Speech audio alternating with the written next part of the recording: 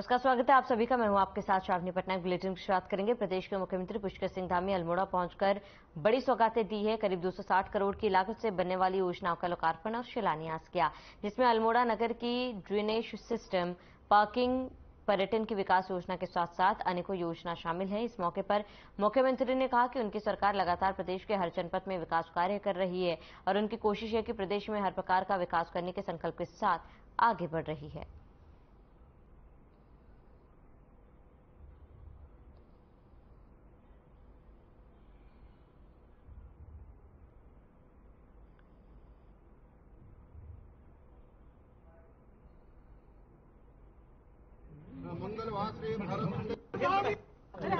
आज 256 करोड़ की योजनाओं का 63 योजनाओं का लोकार्पण और शिलान्यास हुआ है, जिसमें पार्किंग से लेकर सड़क अवस्थापना और मुख्य रूप से अल्मोड़ा का ड्रेनेज प्लान भी आज इसमें सम्मिलित है। और इन सभी योजनाओं के जिन योजनाओं का लोकार्पण शिलान्यास हुआ है, उन योजनाओं से निश्चित रूप से पूरे अल्मोड़ा जनपद को विभिन्न आयाम विकास के प्राप्त होंगे और हमारा स्पष्ट रूप से ये संकल्प है कि प्रदेश का हर स्थान विकास की मुख्य धारा में आना चाहिए।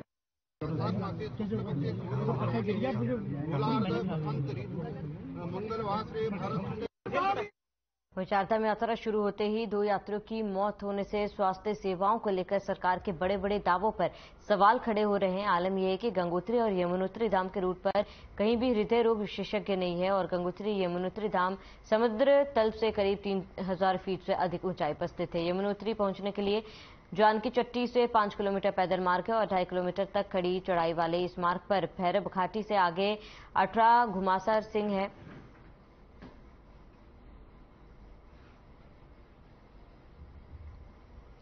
बीजेपी के प्रदेश प्रवक्ता वीरेंद्र सिंह बिष्ट ने कहा है कि 2 यात्रियों की मृत्यु हुई है। यह दुखद घटना है। उनकी अचानक हृदय गति रुकने से मौत हुई है। इससे यह नहीं कह सकते कि स्वास्थ्य विभाग की लापरवाही से यह मृत्यु हुई है। उन्होंने बताया कि स्वास्थ्य विभाग अपनी सेवाओं को लेकर और यात्रियों को लेकर उनकी सेवा के लिए तत्पर रूप से खड़े हैं।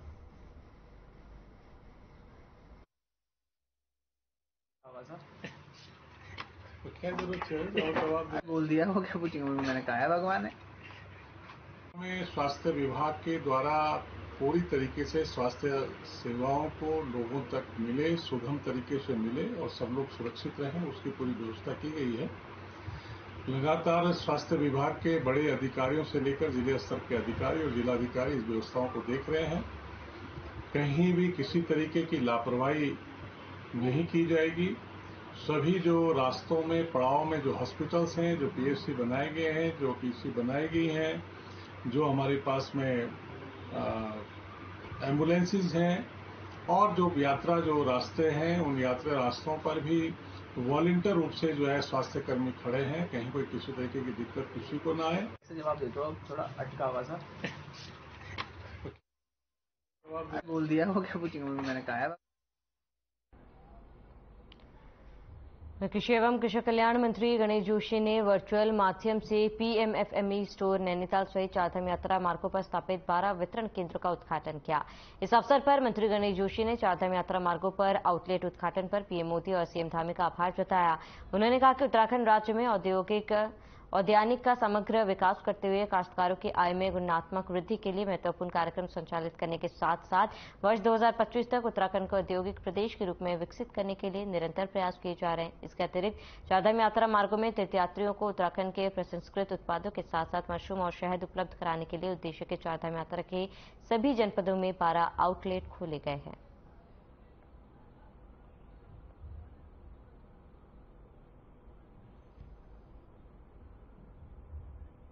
यहाँ इस मिनट्स में हमारे जितने भी समूह के द्वारा, क्योंकि आज कई नामों से हमारे समूह काम कर रहे हैं, उनके उत्पाद मिनट्स में स्टॉक में रखे जाएंगे ताकि आने वाले टूरिस्ट जिस प्रकार आज आंकड़े आ रहे हैं, इस बार हम रिकॉर्ड तोड़ने वाले हैं। इस बार 45 लाख का जो आंकड़ा था, मुझे लगता है इस बार हम 7 लाख से अधिक टूरिस्ट यहाँ पर आ जाएगा।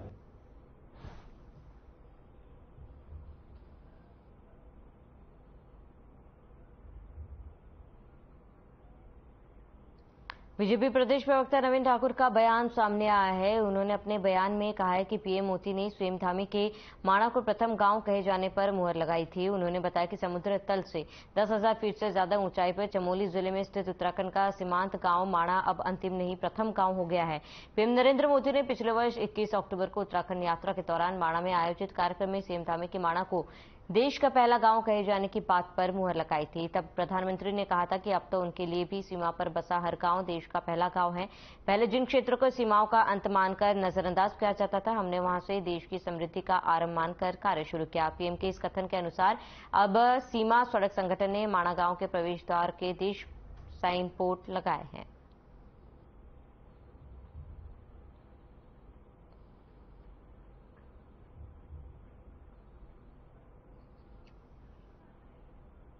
कि पिछले वर्ष जब माननीय प्रधानमंत्री जी आए थे तो उन्होंने कहा था कि अंतिम नहीं, ये भारत का पहला गांव है, और माननीय पुष्कर सिंह धामी जी ने उसको चरितार्थ भी किया।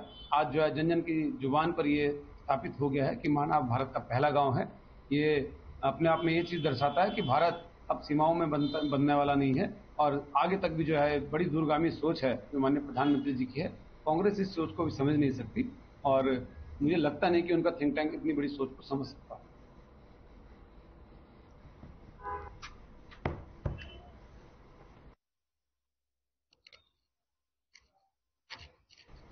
बीजेपी के प्रदेश प्रवक्ता नवीन ठाकुर ने कहा है कि मन की बात 100 करोड़ तक लोगों तक पहुंच चुकी है। उन्होंने बताया कि इसके 23 करोड़ नियमित श्रोता है। प्रधानमंत्री मोदी का हर महीने प्रसारित होने वाला रेडियो कार्यक्रम मन की बात 100 करोड़ नागरिकों तक पहुंच चुका है। उन्होंने बताया कि 30 अप्रैल को इसका 100वां एपिसोड प्रसारित होगा। आईआईएम रोहतक और प्रसारक भारती की ओर से 10,000 से अधिक लोगों पर करवाए गए अध्ययन के अनुसार करीब 100 करोड़ भर्तियों में कम से कम एक बार इसका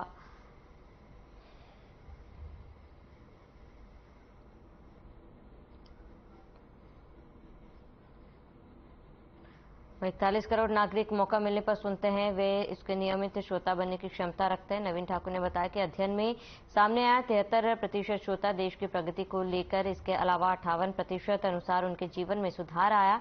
वहीं 59 श्रोताओं का सरकार में विश्वास बढ़ा। इसके अलावा 60% से राष्ट्र निर्माण के लिए सूची दिखाई है।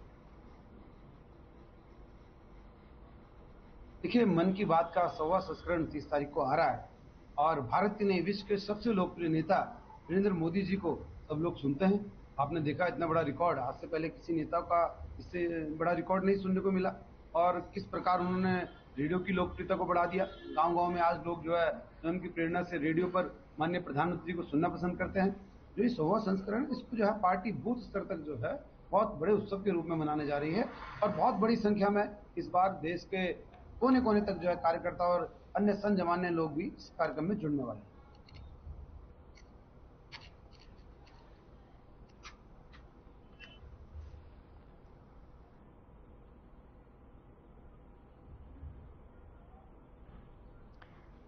पर्यटन मंत्री सतपाल महाराज ने अधिकारियों की एसीआर यानी कि कार्य वार्षिक उत्सव को लेकर वार्षिक गोपनीय रिपोर्ट का मसला उठाया, तो बाकी मंत्रियों ने उनके समर्थन में सुर मिलाए। इस पर मुख्यमंत्री पुष्कर सिंह धामी ने मुख्य सचिव डॉक्टर सुखबीर सिंह संधू को कैबिनेट की अगली बैठक में इसका प्रस्ताव लाने के निर्देश दिए हैं। प्रदेश में मंत्रियों की ओर से सचिवों की एसीआर लिखने के मामले में कैबिनेट मंत्री सुबोध उनियाल का नया बयान सामने आया। उनके अनुसार इस मुद्दे को मंत्रियों और ब्यूरोक्रेट दोनों की ओर से ज्यादा तुल नहीं दिया जाना चाहिए। मंत्री अधिकारियों से ऊपर होते हैं, यह बात सभी जानते हैं। विभागों के काम सुचारू ढंग से चले, सभी का यह मत होना चाहिए। उन्होंने कहा है कि हम सभी प्रदेश के विकास के लिए प्रतिबद्ध है। ब्यूरोक्रेसी हो या मंत्री, सभी को कार्य संस्कृति में सुधार लाना होगा। उनियाल ने कहा कि यदि मंत्रियों को यह अधिकार मिल भी जाता है तो भी मुख्यमंत्री इसमें बदलाव कर सकते हैं।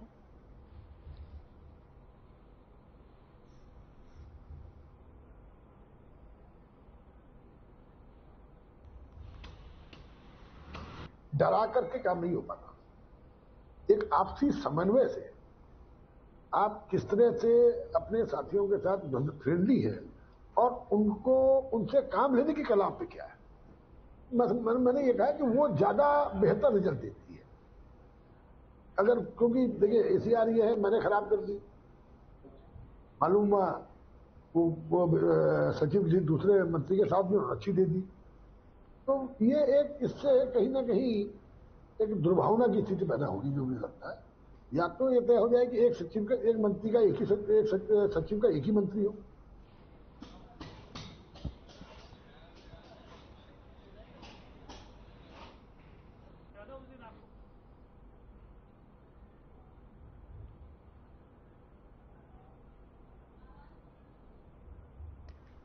तो मंगलोर कोतवाली क्षेत्र के तितकी कवादपुर गांव में खेत की सिंचाई के लिए पानी चलाने को लेकर दो पक्षों में कहासुनी हो गई। देखते ही देखते लाठी डंडे और धारदार हथियारों के साथ गोलियां चलने लगी। इस झगड़े में 3 लोग घायल हो गए, जिन्हें उपचार के लिए अस्पताल में भर्ती कराया गया है। और वहीं सूचना पर पुलिस के आला अधिकारी सहित पुलिस फोर्स मौके पर पहुंची और मामले की जानकारी जुटाई। शांति व्यवस्था के मद्देनजर गांव में पुलिस बल को तैनात किया गया। एसएसपी अजय सिंह ने बताया कि दो पक्षों में पहले कहासुनी हुई, उसके बाद एक पक्ष की ओर से फायरिंग की गई, जिसमें 3 लोग घायल हुए। घायलों को उपचार के लिए अस्पताल में भेजा गया। वहीं जो दोषी है उनके खिलाफ कड़ी कार्रवाई की जाएगी।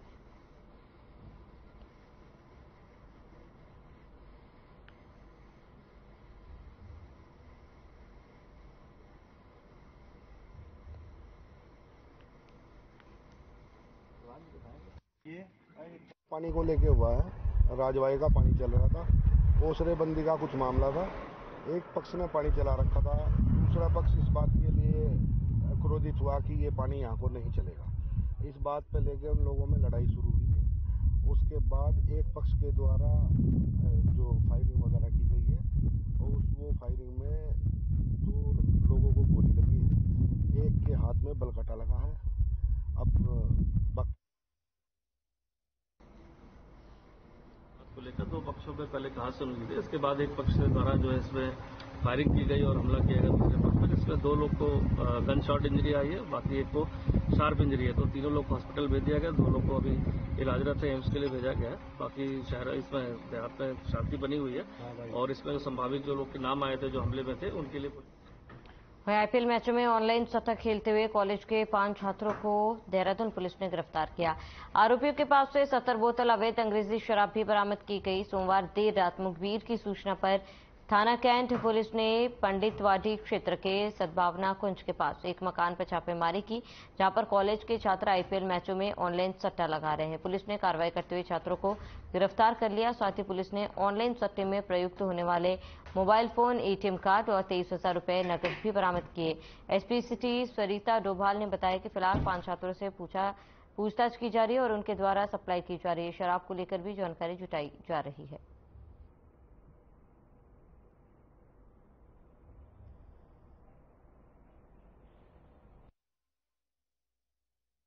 हमारे को सूचना मिली थी कि जो कोतवाली कैंट क्षेत्र में एक कॉलोनी में कुछ लोग जो है आईपीएल मैचों में ऑनलाइन सट्टा लगवाते हैं। इस सूचना पे हमारे जो सीओ ऑप्स के नेतृत्व में कोतवाली कैंट की और एसओजी की टीम द्वारा जो है वहां पर रेड की गई। तो उनके पास वहां पर हमें 5 अभियुक्त मिले, जिनके द्वारा जो है ऑनलाइन आईपीएल में सट्टा लगवाया जा रहा था, जिनके पास से लगभग 7 मोबाइल और 14 एटीएम रजिस्टर और साथ ही 23,000 रुपए कैश मिला।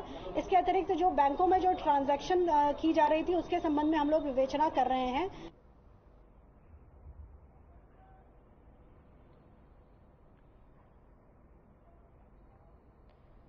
देहरादून की रानीपोखरी थाना पुलिस ने 2 चोरों को गिरफ्तार किया है, जिनके कब्जे से पुलिस ने कुछ दिन पहले चोरी की गई एक स्कूटी बरामद की है। पुलिस ने आरोपियों को न्यायालय में पेश किया, जहां कोर्ट के आदेश पर पुलिस ने आरोपियों को जेल पहुंचा दिया है। रानीपोखरी थाना अध्यक्ष प्रदीप नेगी ने बताया कि आरोपी चोर 14 अप्रैल को स्थानीय निवासी नितिन भट्ट के घर से स्कूटी चोरी कर ले गए। शिकायत मिलने के बाद पुलिस ने मामले में मुकदमा दर्ज कर चोरों की धरपकड़ के प्रयास शुरू किए। एसआई रघुवीर कपरूवान की टीम ने चेकिंग के दौरान मुखबिर की सूचना पर चोरों को गिरफ्तार कर अधिक जानकारी और जांच में जुट गई है।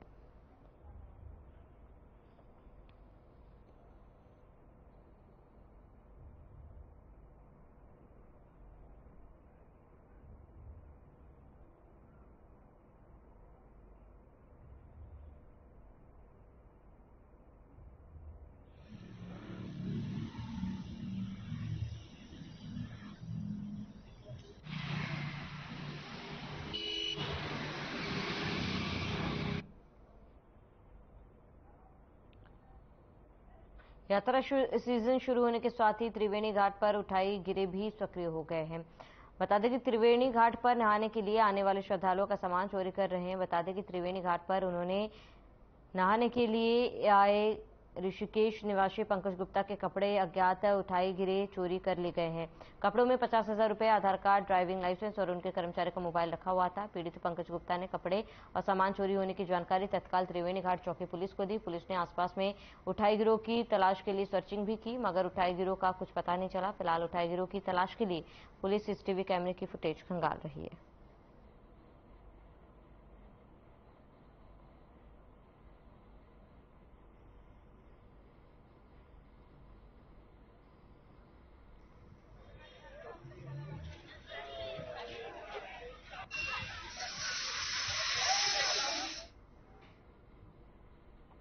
किच्चा पुलिस ने तत्परता दिखाते हुए एक बुजुर्ग की शिकायत पर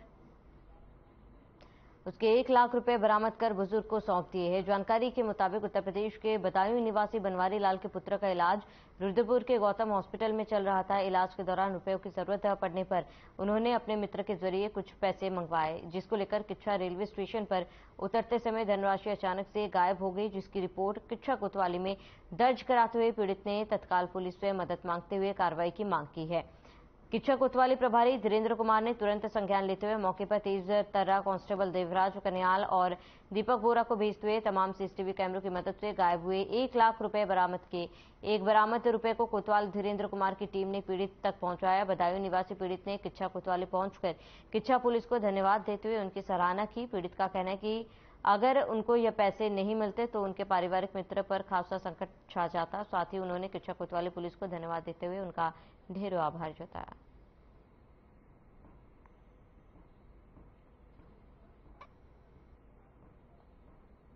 सही बात है। मैं बदायूं से आया था। हाँ। 1 लाख रुपए लेके। मेरे बच्चे बनवारी पड़ोस में रहता, उसके बच्चे का इलाज हो रहा था साहब, गौतम हॉस्पिटल में। हाँ। तो मैं रेलवे स्टेशन से उतरा, पैसे मेरे कहीं गिर गए साहब। अच्छा। तो मैंने यहाँ थाने में सूचना दी, तो पुलिस वालों ने बड़ी मेहनत की साहब, और पैसे हमें ढूंढ के वो दिला दिए। हम तो धन्यवाद देते हैं साहब उत्तराखंड की पुलिस को। ये बदायूं निवासी सेवाराम द्वारा हमारे थाने पर एक रिपोर्ट दर्ज कराई गई थी कि बनवारी के पुत्र का इलाज गौतम हॉस्पिटल रुद्रपुर में चल रहा है, और उसके इलाज के लिए मैं 1 लाख रुपए लेकर आया था, जो मेरी जेब से कहीं निकल के गिर गए। तो इसमें हमने अपनी पूरी टीम को, हमारे थाने वाले सबको बताया था। तो इसमें से हमारे जो कांस्टेबल देवराज और कांस्टेबल दीपक बोरा जो है वो गश्त पर थे, तो उन्हें वो ये 1 लाख रुपए मिल गए हैं, और इन्हें बुलाकर हमने जो है वो पैसे उनके सुपुर्द कर दिए हैं।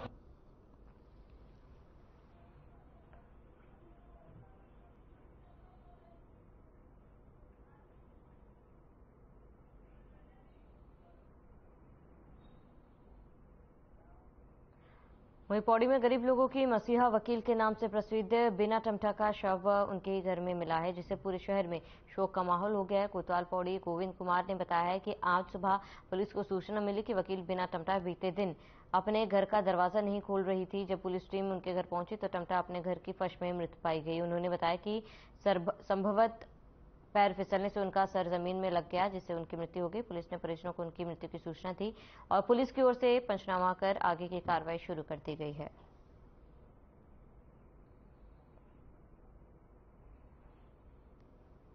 सूचना प्राप्त हुई, ये विकास कुमार पे एक महिला है, वो बताते हैं पहले जज भी रही, मतलब तो उसका नाम वीना टमटा है। तो वो अपने रूम पर रहती, शायद 1-2 दिन पहले की डेथ तो होगी उसकी। तो जब वहाँ मौके पे हम लोग गए थे, देखा था वो मतलब फर्श से ना नीचे मतलब गिर रखी थी वहाँ पर। तो ऐसे लगता है कि जैसे शायद उसका थोड़ा माइंड डिस्टर्ब भी था, शायद गिरी होगी और तब गिरने से उसकी डेथ हो गई। साथ में कोई उससे रहता नहीं है वहाँ घर पे, तो उसके फैमिली वालों को अभी मतलब मैसेज कर रहे हैं। अभी फिलहाल तो उसको मतलब पोस्टमार्टम के लिए भेजा है, पंचायतनामे की होगी, फिर उसके बाद उसका फिर पोस्टमार्टम करा जाएगा।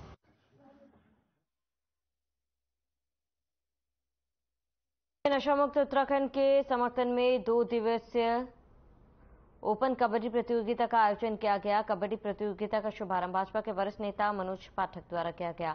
इस प्रतियोगिता में कई राज्यों की 16 टीमों ने प्रतिभाग किया। फाइनल मैच दमोला क्लब और उत्तराखंड एकेडमी हरिद्वार के बीच खेला गया। प्रतियोगिता की विजेता टीम दमोला क्लब रही और उपविजेता टीम उत्तराखंड एकेडमी। आयोजकर्ता मयंक गुप्ता ने बताया कि मुख्यमंत्री पुष्कर सिंह धामी के नशा मुक्त उत्तराखंड के समर्थन में इस कबड्डी प्रतियोगिता का आयोजन किया गया। भविष्य में इसी प्रकार के अन्य खेलों की प्रतियोगिता की भी आयोजित की जाएंगी।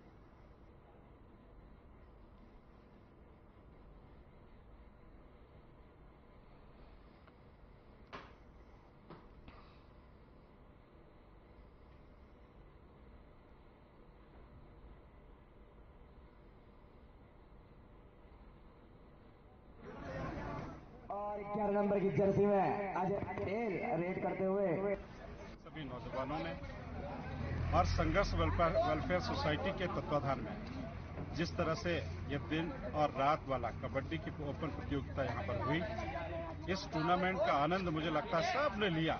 बहुत पवित्र भाव से खेले जाने वाला ये खेल, जो पुरानी परंपराओं में भारतीय खेल, जिससे शरीर का सौष्ठव, शरीर का मन, बुद्धि, चित्त सब स्वस्थता की ओर बढ़ता है, ऐसा श्रेष्ठ प्रदर्शन आज यहाँ पर हुआ है। प्रथम ओपन कबड्डी का आयोजन हमारे द्वारा यहाँ कराया गया, जो डे नाइट चला, जिसमें अपने उत्तराखंड के अलावा अन्य प्रदेश की दिल्ली, हरियाणा, पानीपत और मुरादाबाद, बिजनौर, मेरठ की टीमों ने प्रतिभाग किया, जो 2 दिन चला, कल नाइट और आज डे। आज अभी उसका फाइनल मैच हुआ, जो कि फाइनल मैच धमोला क्लब और हरिद्वार टीम के बीच हुआ, और फाइनल मैच की विजेता धमोला क्लब रही। मैं उनको बहुत बहुत धन्यवाद करता हूं। और हमारा मेन उद्देश्य जो था कि युवाओं को नशे से हटकर खेल के प्रति उनको रुझाया जाए, जिससे हमारा जैसे मुख्यमंत्री धामी जी का जो एक संदेश है कि 2025 तक हमें उत्तराखंड को नशा खत्म करना है।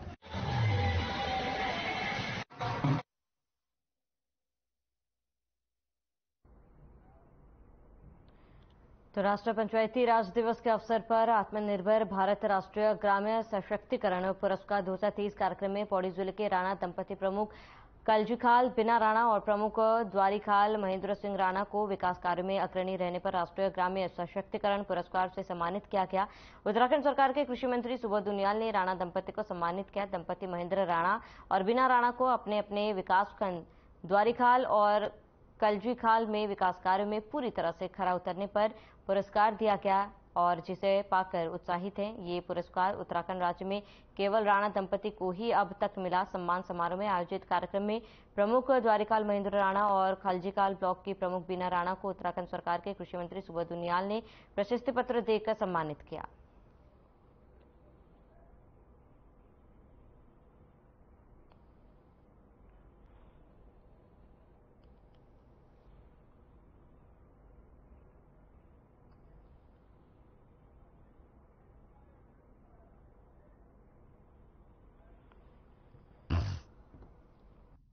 आज हमारे ब्लॉक कलजीखाल के लिए बहुत ही गर्व की बात है कि आज हमें राष्ट्रीय पंचायती राज दिवस के अवसर पर माननीय कृषि मंत्री श्री सुबोध उनियाल जी द्वारा राष्ट्रीय ग्राम्य सशक्तिकरण पुरस्कार से सम्मानित किया गया। उत्तराखंड में 2 ब्लॉकों को अवार्ड मिला है, कलजीखाल और द्वारीखाल। मैं महेंद्र सिंह राणा ब्लॉक प्रमुख द्वारीखाल को हमें जो अवार्ड मिला है, ये हमारे सब जनप्रतिनिधियों का है, हमारे पंचायत प्रतिनिधियों का ये अवार्ड है और उन्हीं की मेहनत से आज हमें ये अवार्ड मिला है।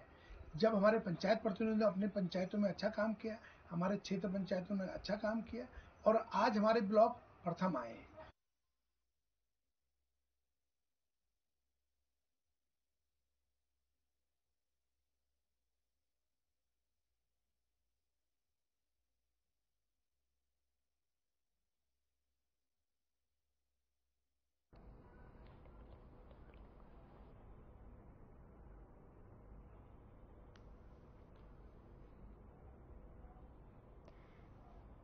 तो 11वें ज्योतिर्लिंग भगवान केदारनाथ धाम के कपाट आज खुल गए हैं। पूरे विधि विधान के साथ सुबह 6:20 पर श्रद्धालुओं के दर्शन के लिए खोल दिए गए हैं।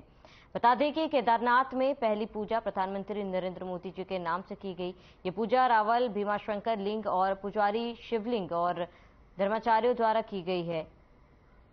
कपाट खुलते समय सेना के बैंड और भजन कीर्तन और जय श्री केदार के उद्घोष से केदारनाथ धाम गुंजायमान रहा। मुख्यमंत्री पुष्कर सिंह धामी के निर्देश पर श्रद्धालुओं पर हेलीकॉप्टर से पुष्प वर्षा की गई। कपाट खुलने पर मुख्यमंत्री पुष्कर सिंह धामी ने पूजा अर्चना कर देश और प्रदेश की सुख समृद्धि की कामना की है।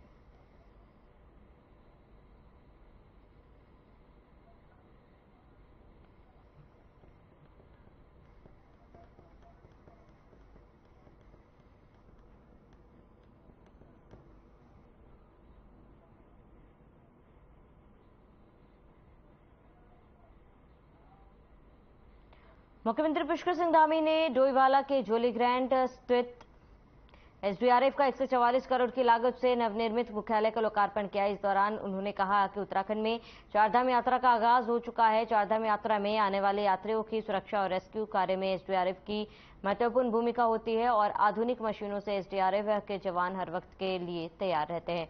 उन्होंने कहा कि 144 करोड़ की लागत से एसडीआरएफ भवन का निर्माण किया गया है। अभी पहले फेज का कार्य पूरा हो गया है।